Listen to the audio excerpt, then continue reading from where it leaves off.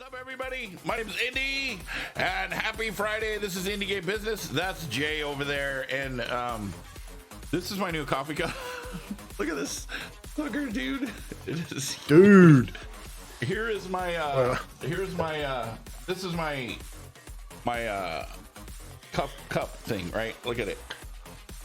It's a little bit bigger. It doesn't hold Bigger it. than that.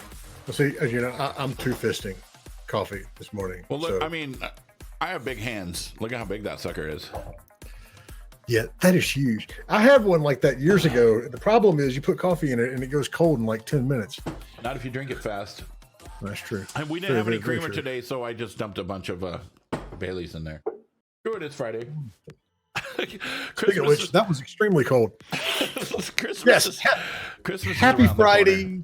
Happy Christmas holidays, Hanukkah, all of that sort of stuff, because we're on vacation until the new year now, after this show, of course.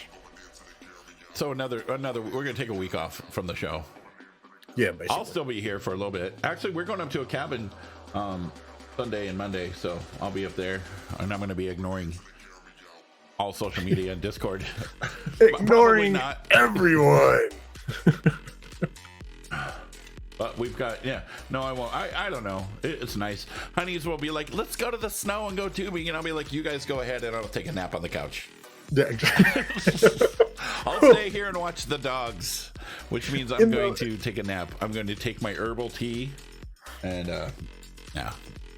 In the mess that we had the other week where we had 2 feet of snow, my son's like, let's go sledding. And, you know, he's 7. He weighs like 50 pounds, maybe.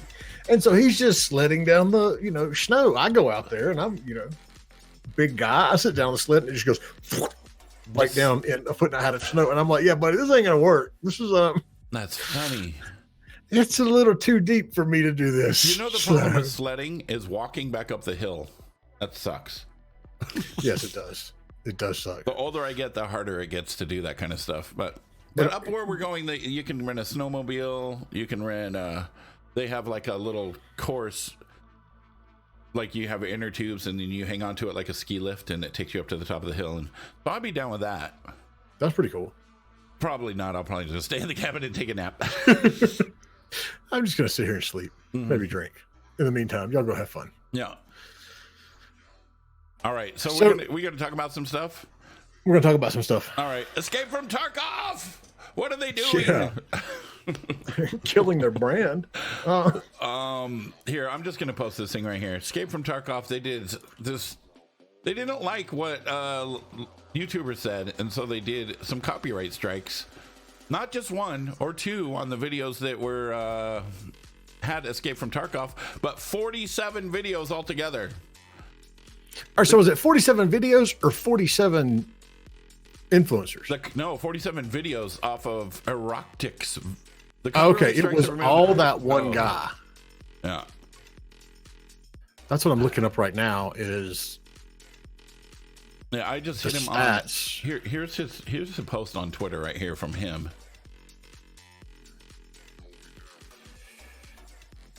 I'm gonna follow this guy. They haven't had a huge... I'm sitting here looking at Sully Gnome, and there hasn't been a giant drop in viewership. No. I mean, it's down, but it's not... No, dramatic. there's a lot of people playing it, but it's just so apparently 2 of the videos had Tarkov content and 45 of them were just other videos. How did they do that? I do not know. I don't understand exactly what happened. That's interesting. The copyright strikes that removed at least 47 of Eroctics videos from his YouTube channel were prompted by his warning to other players of a potential leak of Escape from Tarkov players' data in 2 separate videos. Battlestate Games holds that this pair of videos contains blatant misinformation, but rather than move to file a lawsuit against Eroctic and issue a clarifying statement to the Escape from Tarkov community, Battlestate instead engaged in a puzzling misuse of the YouTube's copyright strike system. I'm reading this from an article. This is not my opinion. There's a little doubt that Battlestate chose to go after Rocktick under the pretenses of DMCA violations in order to force a more swift response from YouTube, but it doesn't make those pretenses any less false. Furthermore, if the content covered in only 2 of the Rocktick videos were of concern to Battlestate, why did the developer file copyright strikes against the other 45? Yeah, that's my So they made some kind of statement or something. And there goes the spam calls. If then, what's up, dude? How's it going? My Grants Pass buddy, how's it going, dude? So yeah, transcoding is enabled. Nice. That means that we can stream at a higher bit rate or whatever, and people can lower it to watch on their phones, which is cool. Oh, really? Yeah. I'm only streaming at 720p though. I don't even think I'm doing 60 frames a second. Let me look. I'll move really quick in the camera, and you see if you catch every frame. See if I can catch it. Yeah, we're streaming at 3500 bit rate. We are doing 60 frames a second at 720p. I should probably lower that. Nice. Full res is too much for your connection. You know what? I'm gonna lower it after this. I'll lower it. Let's go 4K. Yeah. There honestly is no reason. I mean, it's all just us sitting here. Oh, we're silky smooth. That's because I trimmed it up. I just shaved my forehead. It's silky smooth right now. All right, so yeah, I mean, DMCA takedown stuff. You know, taking stuff, this never goes well. No, taking stuff down because someone says something negative about your game. Yeah, it's not cool.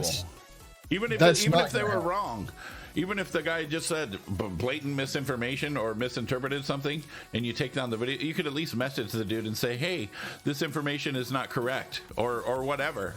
You know.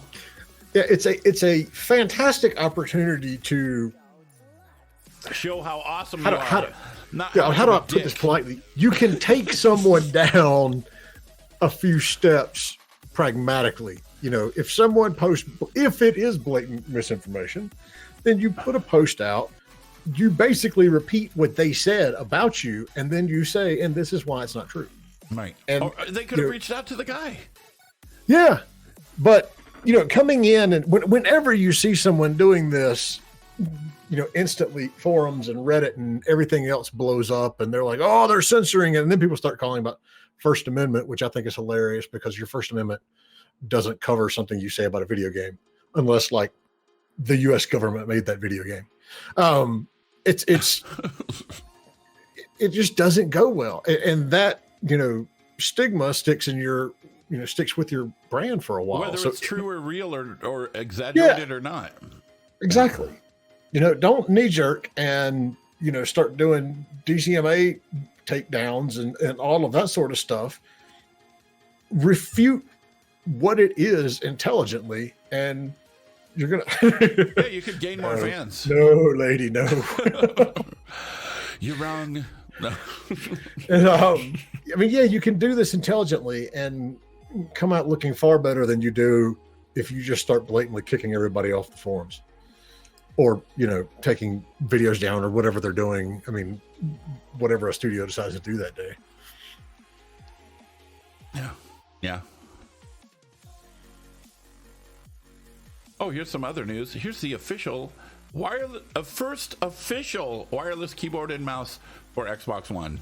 Bam. Here we go. There's a link to it.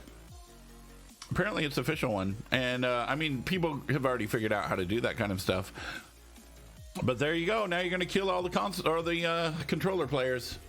Could happen. America's Army is a FPS created by the U.S. government. Totally. I had one of my greatest gaming moments ever in that game. Really? Many years ago.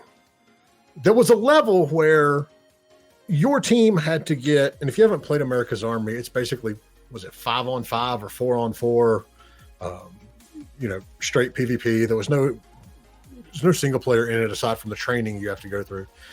But there was a level in the snow, and you had to go over this bridge and around a hill to attack, a point that the other team could basically fortify.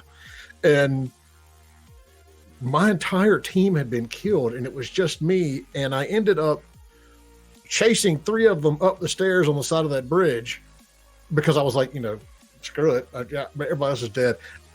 I killed 3 of their guys right there, and then instead of, looping around the road and being picked off by the guys, I crawled across the hill and sniped him, counter sniped him, whatever you want to say. Anyway, it was absolutely hilarious and epic, and everyone at the end was like, "Oh my god!" But yeah, it was just a very memorable moment. But yeah, that's America's Army is still in development. I mean, they're still supporting that, I believe. And yeah, that was funded by the Army. Wow. It was funded by the Army, huh? I mean, and it's still in production? I believe so. I believe they're still updating it. I'll check. So we also wanted to go through. All right, so the news that we started with on Wednesday before we had to hastily abort the show. We know Epic launched a couple of weeks ago with the Epic Store, and they came out and said, we're only going to take 12% in an obvious shot at Steam.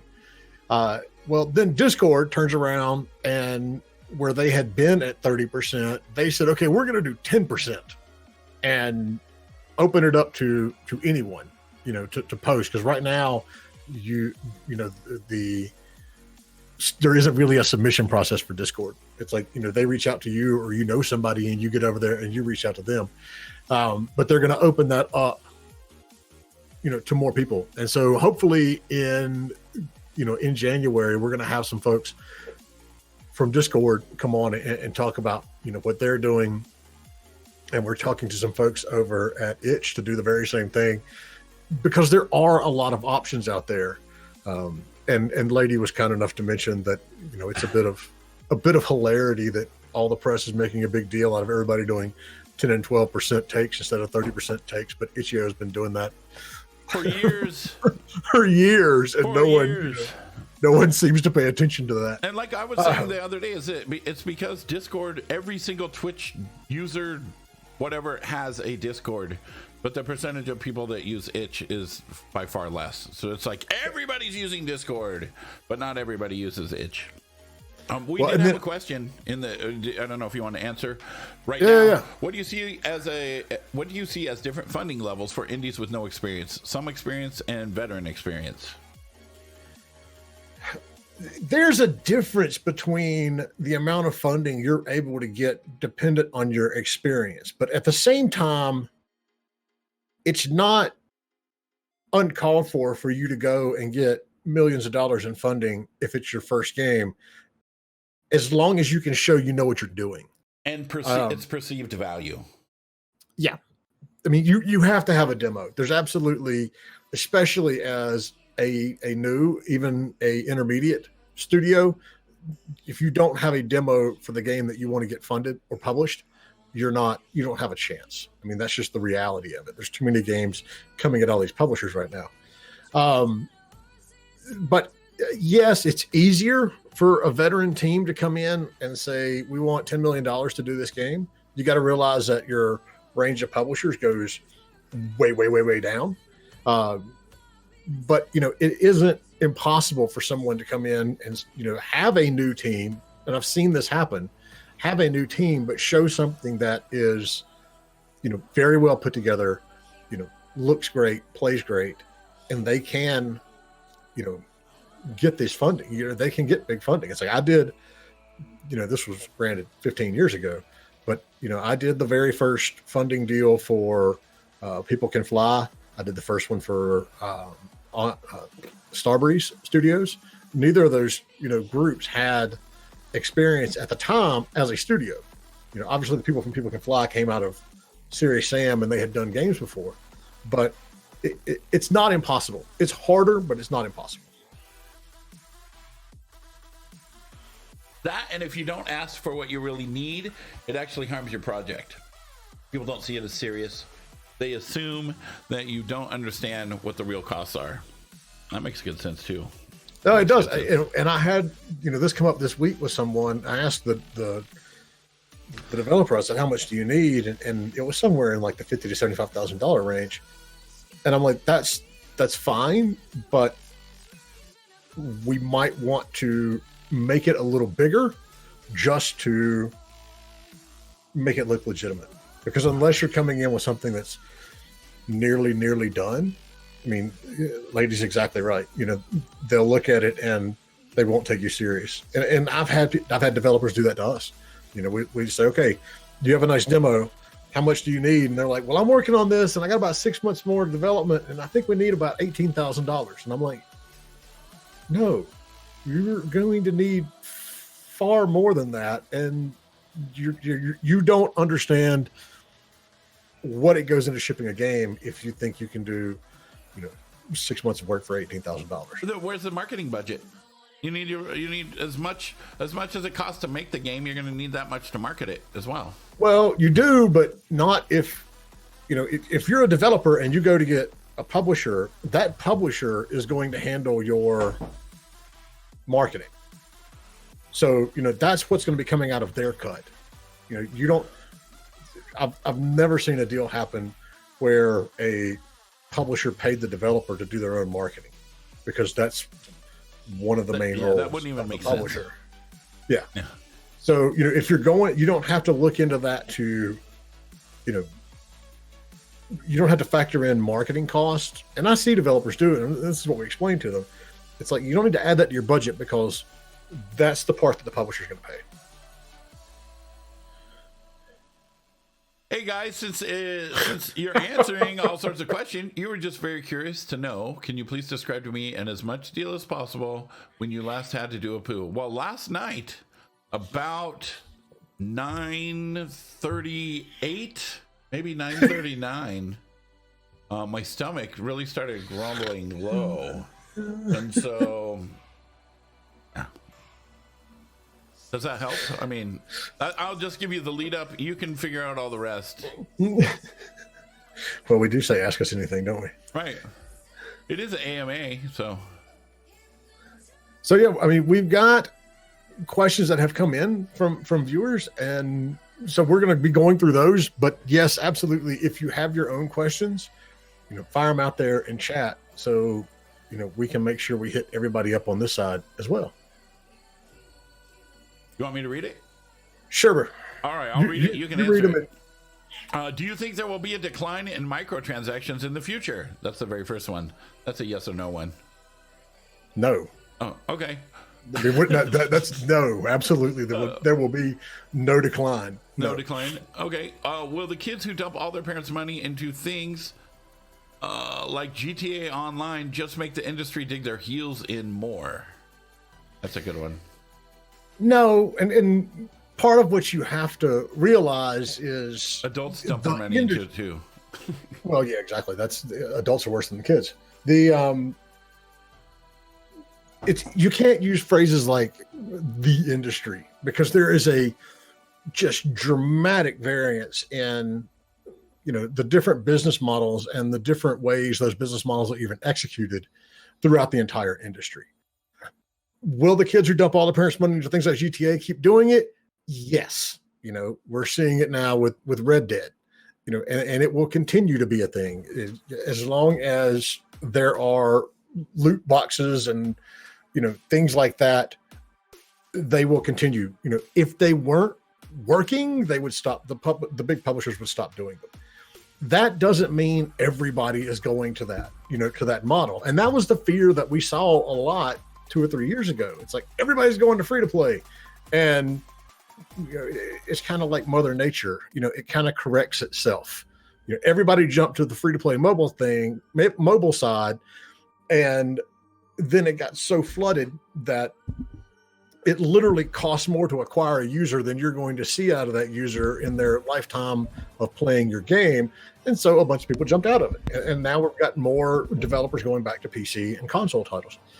So, yes, there are always going to be microtransactions from this point forward until they figure out how to just, you know, automatically sap the money from our wallets. But that doesn't necessarily mean everything is going to be that way.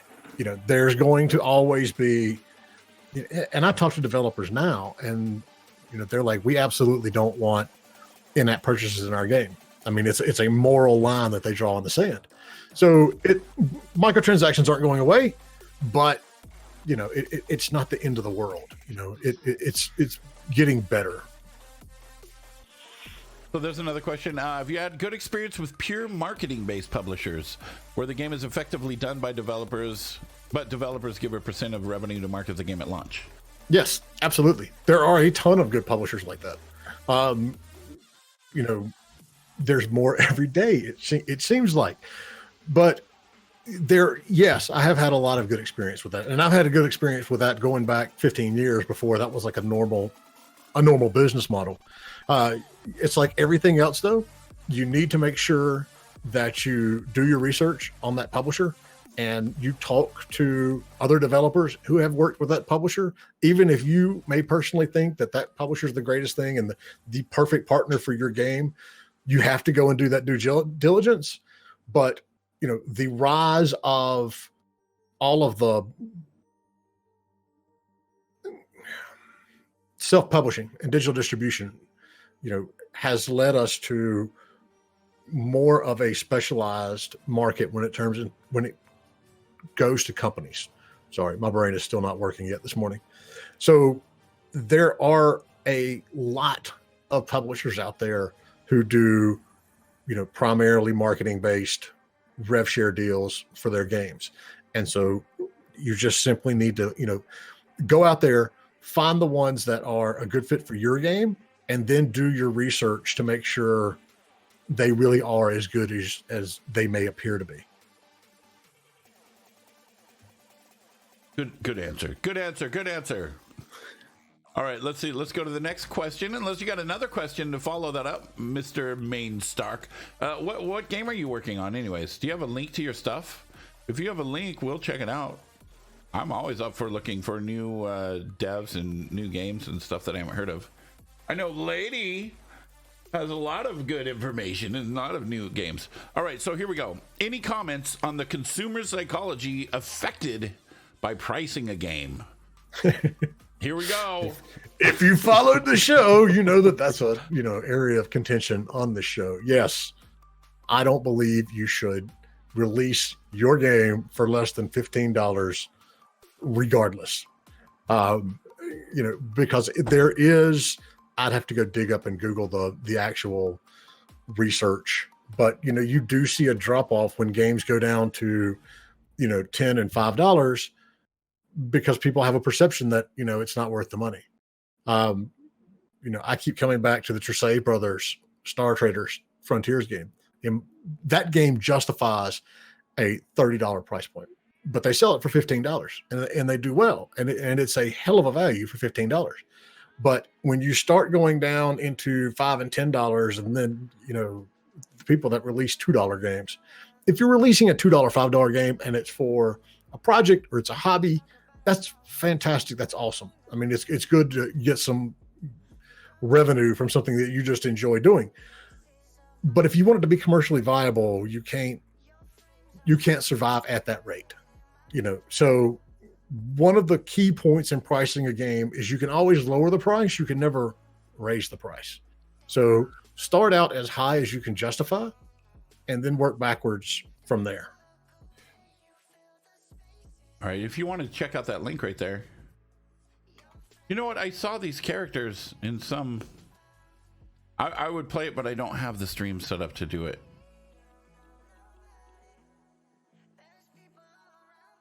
I'm watching. Looks good. Castle Days War here. I love the... We're combining several genres together to create a unique gameplay experience. See, and start as a team of 2 indie developers. You should absolutely, check out the shows that we did with the Slay the Spire team and Tracey Brothers.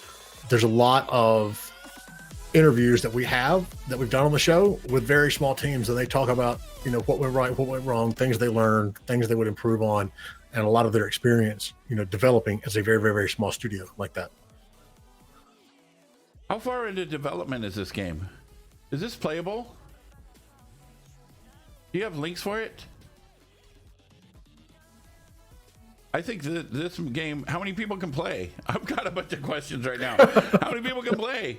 If there can be like a bunch of people on this, I think this would be perfect for maybe one of the community days in my Twitch team. that we have every Saturday.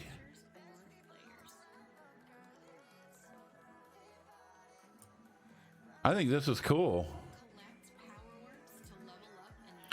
What's the next question while he's looking that up?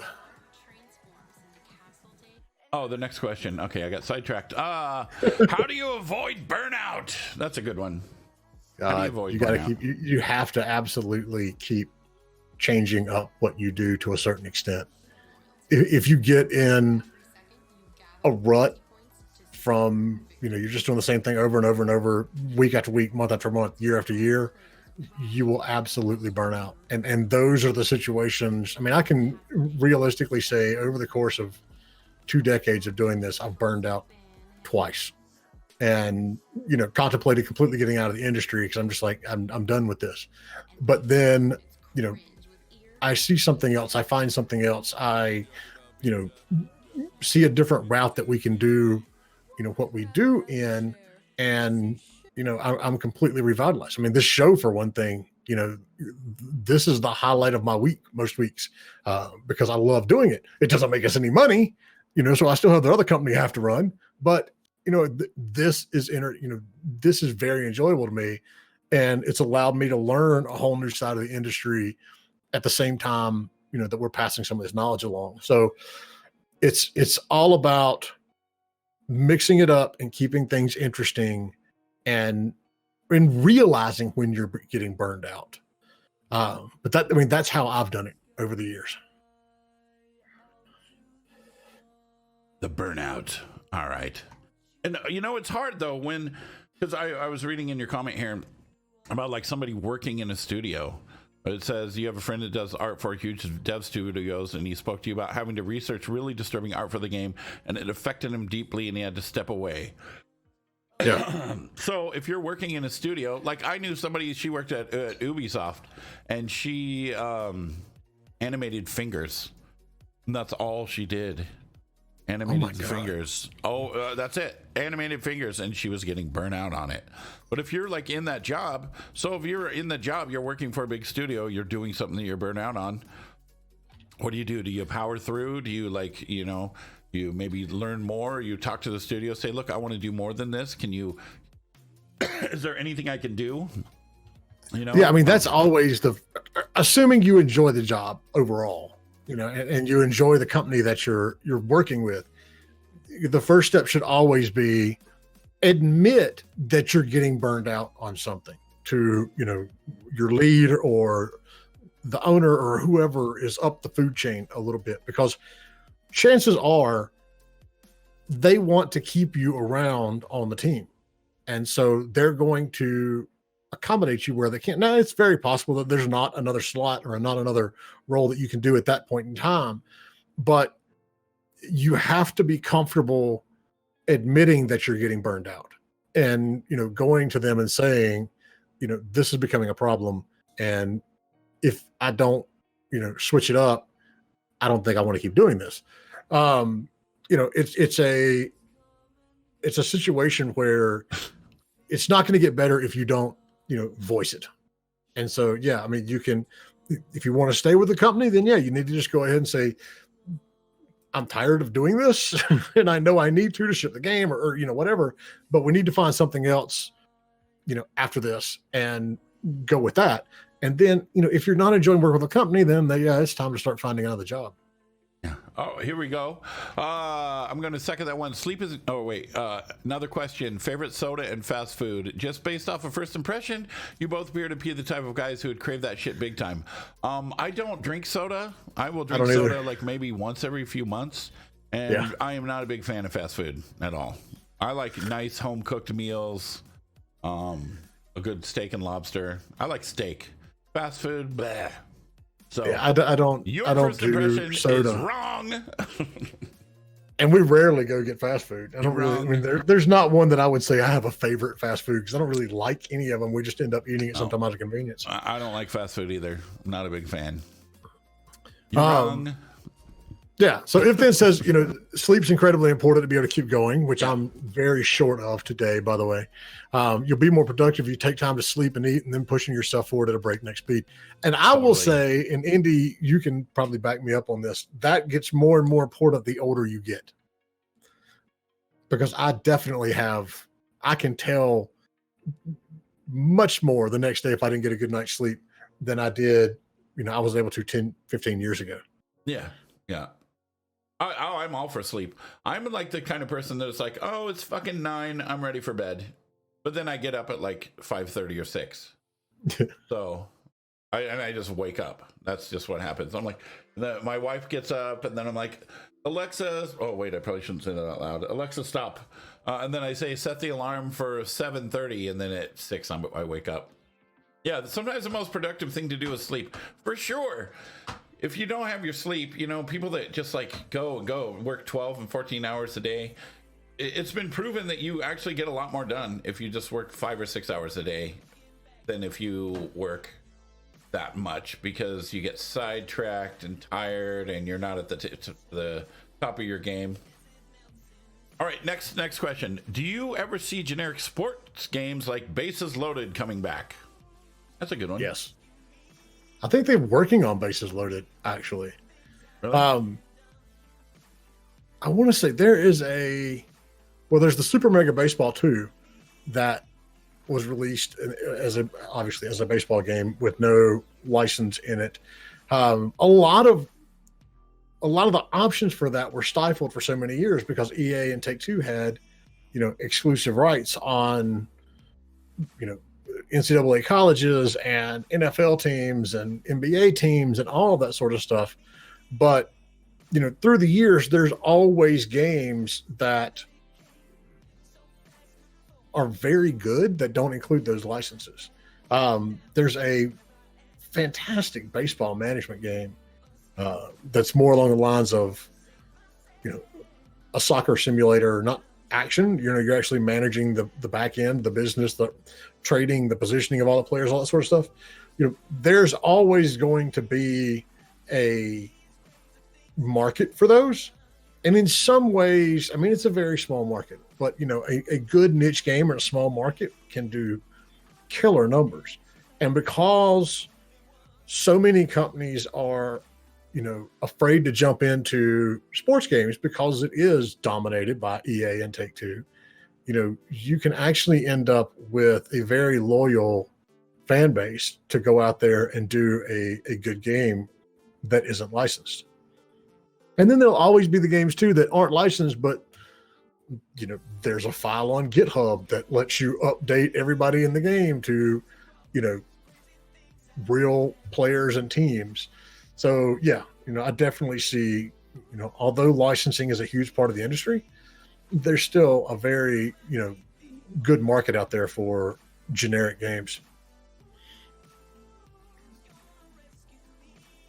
I'm just looking at the Start Gaming site. That is one of the coolest websites I've seen. Startgaming.com. I've never seen anything like it before. It's trippy. Okay. Here's a nice long question. I'm a game dev veteran of 16 years. I've worked on games of all sizes.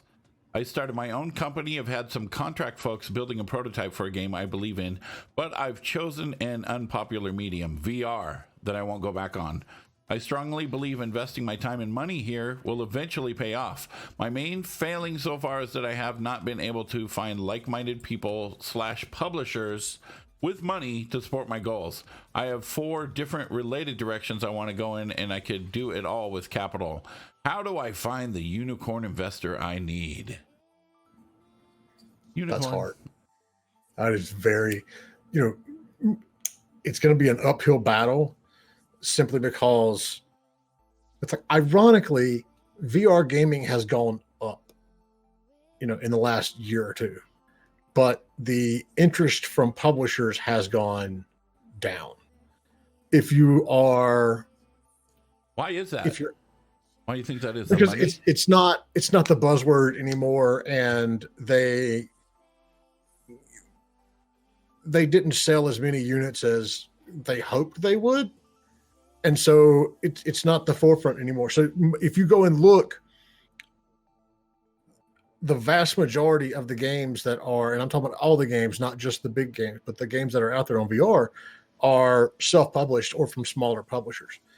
But the bigger companies haven't jumped in it yet because they still don't have the, still doesn't have the market penetration that it needs to justify the cost of development for a bigger company. And so your best bet for finding an investor is, frankly, being out in like Seattle or San Francisco or somewhere where there's a lot of investment money anyway. Over here on the East Coast, it would be very, very difficult to do because we just don't have the investor base that the West Coast does. And I can't speak to the rest of the world because I don't follow the investment trends over there. But, to give yourself the best possible shot, I would look into what it would take, still do VR, and you can have a VR first, mentality, but you're going to have to find ways to limit the, diversify the risk basically for the other games, for other platforms to help bring that, bring that publisher on board. And a lot of it too also depends on how much you need. If you go out there and you say, hey, we've got a really good, VR game and it's almost done and we need like $50,000 to get it over the hump and some marketing, you got a better chance than if you come in and go, I have this, great idea and I'm going to do fully VR Fortnite and I need $13 million to get it done. A lot of it still is going to depend on what you need and who you're talking to and that sort of stuff. But it's not, getting funding for a VR game was hard a year, 2 years ago, and it's even harder now. I might play VR Fortnite. I couldn't. I still get sick. Really? You still get sick? Mm-hmm. I can't do the. I don't get. It's the locomotion. If I do teleport or whatever, then I don't have a problem. But I still get motion sickness if I'm doing like you run around, smooth movement type things.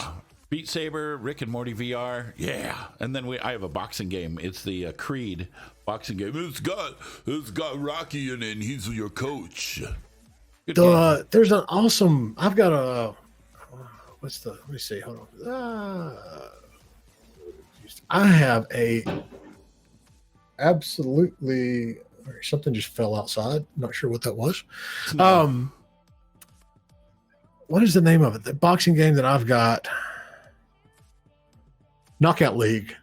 That's a really good VR boxing game too. Get all sweaty. Yeah, the Rocky one, the Creed, I get all sweaty. All right, Here we go. Why don't publishers want your game if you've already launched in a small market on mobile or gone through early access on Steam? That's a good one. And it's one that we see. I'm not going to say we see the question a lot, but we see the circumstances a lot. Publishers like to be in charge. They want to have the opportunity to go and, do that initial launch of the game. The PR around it, the influencer, outreach around it, everything that goes into the first launch of a game. And so if you on PC and console, well, it's not really on console because you don't really have early access on console.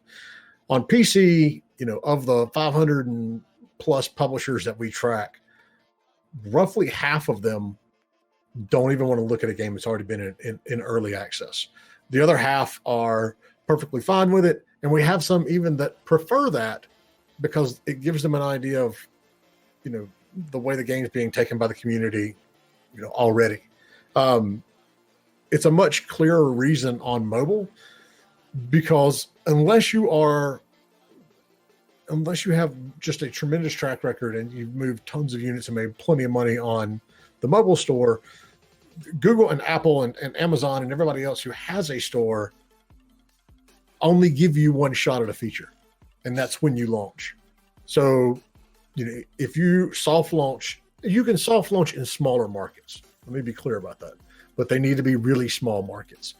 If you soft launch in Canada you're going to have a hard time finding a publisher. If you soft launch in Western Europe or the US, you're not going to find a mobile publisher, because once you have launched, the window for getting that feature is gone, and the publishers don't want to lose that opportunity.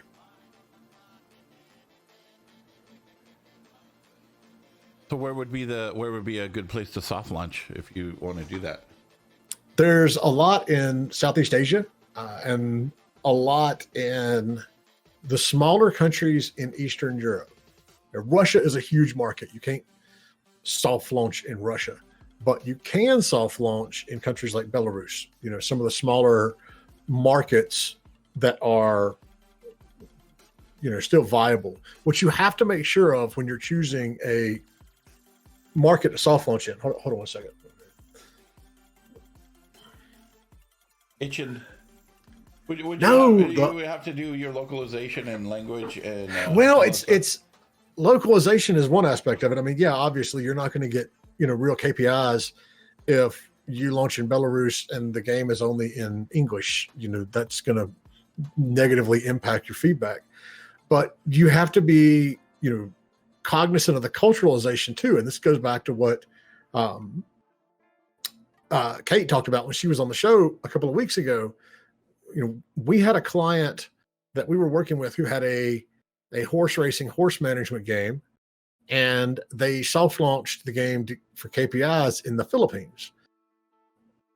In the Philippines, horse is a dish, like steak. A steak may come from a horse in the Philippines, it may come from a cow. So obviously, building a game and trying to get accurate KPIs for a horse racing game, when horse racing isn't done there, they're raised more for food. It didn't work. You can't get accurate KPIs that way. And the snow started. So you have to pick a smaller market, and you have to make sure that the game is in a condition that is going to generate real KPIs, because that's the other catch 22 that developers get in all the time. We have it right now. We've got a developer that we're working with, and we sent out their mobile game. They haven't soft launched anywhere. I mean, the build is just available on Test Flight, and we get publishers back going, well, we need to see some KPIs. It's like, well, we can't get you KPIs unless we soft launch. And once we soft launch somewhere, you're not going to want it. So it's a very tricky scenario to be in. But, ideally, you want to get a test flight or just an APK of the game in publishers' hands before you soft launch to see if there's interest at that point. If there's not, then pick some smaller markets that are going to yield you accurate KPIs and soft launch there. Don't try to soft launch in the US or Canada or Western Europe, because then when you send it to publishers, they're going to pull it up on the Apple Store and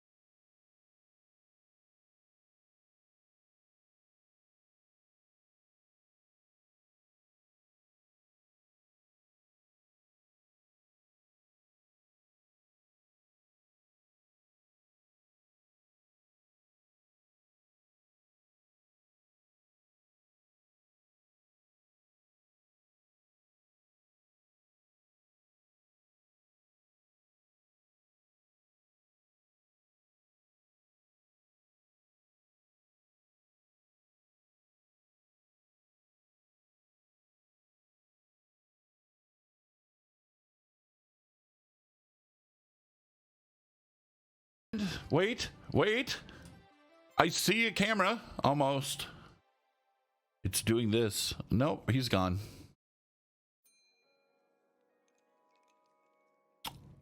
So in our server on the Gaming Gauntlets, we're talking about if you're a live streamer or whatever, or you want to send multiple signals to a computer, we're talking about the NDI plugin, which is what I use. I have one computer for streaming that its whole focus is to just send the signal to the internet. The other computer is for capturing everything, but I can also use my phone, my laptop. I can send multiple signals to my streaming computer from all throughout the house using the NDI plugin, which is pretty cool. You don't need a capture card. You can do it through Wi-Fi. I haven't set it up on my phone, but maybe I should do that just for the... Ouch! That was my toe. All right, let's see. Jay there. Huh. He's almost coming back.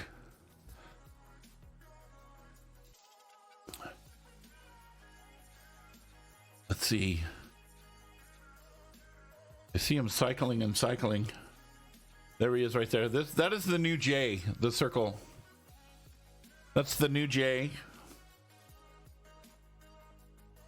Also, another fun fact that I was reading about is that Twitch use UDP stream, but it's not the most stable.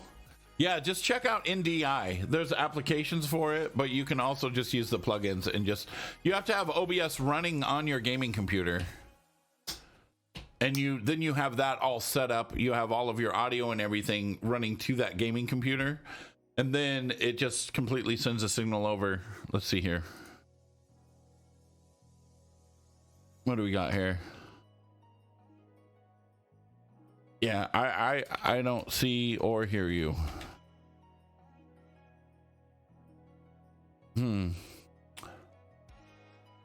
New Tech NDI. Yes, that's what it is. But we just use the OBS plugin. So the other one that just sends to the computer, there's only one scene, one source. The source is NDI. NDI. There you are. And hey, yeah, there we go. That is weird. There. Yeah. I have no idea what caused that. Anything. It was the snow. That's what we said. It was the snow. You got frozen because you were frozen there for a second. It was awesome. Well, we definitely have snow now. Uh-huh. I don't know. Maybe it was because I hadn't updated Discord in a while, and finally Discord was like, "Hey, we're just going to update it for you." Okay. So where were we? Did I finish the last question? Yeah. Awesome. So another question: what are you going to have for lunch? Are you going to have? I don't know. Quite possibly chili. All right. So here we go. Let's do this question. Chili. That actually sounds good. What's a common issue you find business inexperienced indie game developers doing? Oh God, not marketing, right? I mean, not marketing at all. Actually, it's the industry's too saturated now, and me and a good friend of mine have this argument constantly. He believes that a good game will sell itself, and that's right to an extent. But you have to be found before you can sell it. It can sell itself, and that's where that's where so many developers go sideways. They put so much heart and effort into making a good game. Well, they don't leave anything for marketing. And this is my last week or so. I don't think Steam is a good choice for indie developers anymore. If we look at it, everyone has kind of swallowed the 30% that Steam takes because you get visibility, and it kind of, you get eyeballs coming to your page, which is kind of, a marketing plug. But with so many games being out there, and if you stay in the new games for like 6 hours, that's good. It's not worth it anymore. It makes more sense to go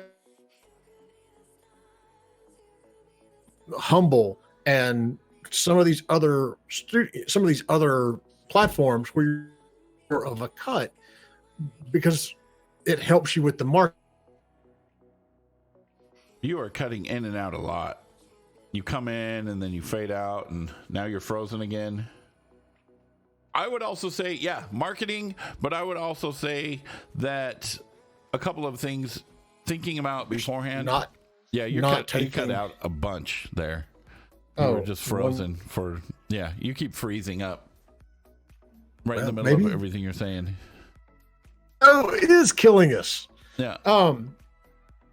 In a sense, it's absolutely the marketing side of the industry. But and also thinking about things in the very beginning of your development, like localization and accessibility. That is, I think, a lot of people don't do that. Oh yeah, you're frozen, Jay. Jay's frozen, everybody. It's frozen. I can hear you, for sort of. Yeah, it cuts in and out like big time.